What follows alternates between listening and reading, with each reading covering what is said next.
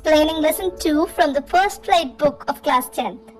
The title of the chapter is Nelson Mandela, Long Walk to Freedom. This chapter is an extract from the autobiography of Nelson Mandela. Here he shares a few of his bitter experiences during his struggle against apartheid. Apartheid means a policy that is based on racial discrimination. As we start reading the chapter, it takes us back to May 10th of the year 1994, when Nelson Mandela became the first black president of democratic South Africa.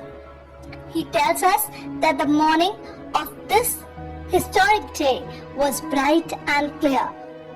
For past few days, he had been surrounded with world leaders and dignitaries.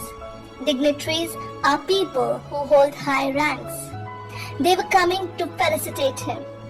The inauguration ceremony was to be held, and this ceremony would have the largest gathering ever of international leaders on South African soil.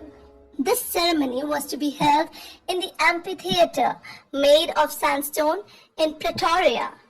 This place had been the seat of white supremacy for decades. But today, this place was flooded with people of varied colors and races from all over the world. Nelson Mandela calls 10th May that lovely autumn day because this day saw the fall of a system of governance based on race and creed.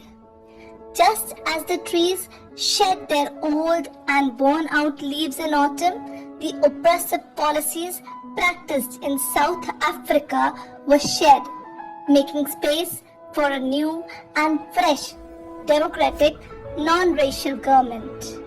Nelson Mandela was accompanied by his daughter Zenani, and his swearing-in was preceded by that of Mr. de Klerk as the second deputy president and Mr. Thabo Mbeki as the first deputy president. Nelson Mandela pledged to obey and hold the constitution of his republic. In his inaugural speech, he expressed his gratitude to all the dignitaries for having participated in this common victory for justice, peace, and human dignity. He further added that they had achieved political emancipation and were now taking the pledge to free all their people from the shackles of poverty, suffering, deprivation, gender, and other types of discrimination. He closed his address with a wish that freedom reigns and Africa be blessed by God. An impressive display of South African jets, helicopters, and troop carriers added to the spectrum of the inauguration ceremony. Mandela termed it as an exhibition of military loyalty to the newly formed democratic government. When saluted by the military generals, Mandela pointed out the shift in their attitude. These decorated officers who had just saluted him would have arrested him not many years ago.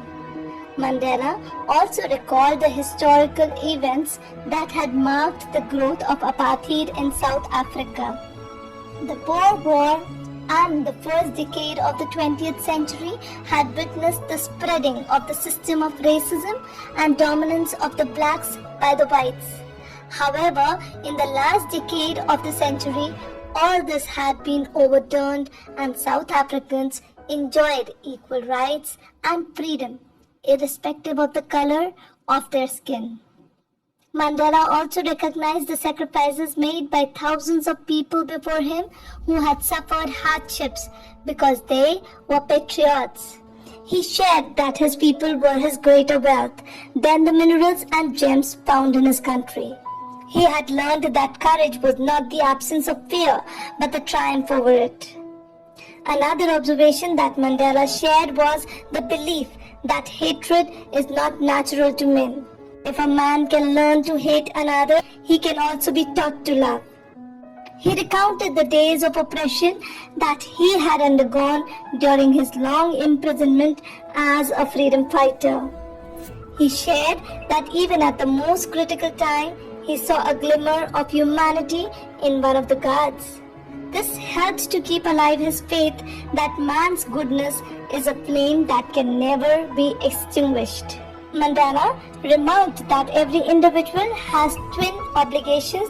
One duty is to his family and friends, and the other to his community and country. Every man fulfills both these obligations according to his circumstances and abilities. But tragically, in his country, if any black-colored man like him tried to fulfill these obligations, he was punished and isolated. As a child, he did not understand the meaning of freedom because he enjoyed life freely. He later realized that this boyhood freedom was an illusion. He observed that this freedom had been curtailed for all those who were like him. It was at this stage that he joined the African National Congress, which drew him into the struggle for a general freedom for his countrymen. In the end, Mandela says that he considers both the oppressors and oppressed to be prisoners. The oppressed is a prisoner because he undergoes physical torture, and the oppressor because he is bound by hatred. He very rightly sums up by saying that the oppressed and the oppressor alike are robbed of their humanity.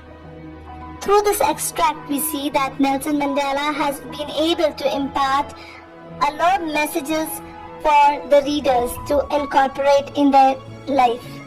With this, I come to the end of the chapter.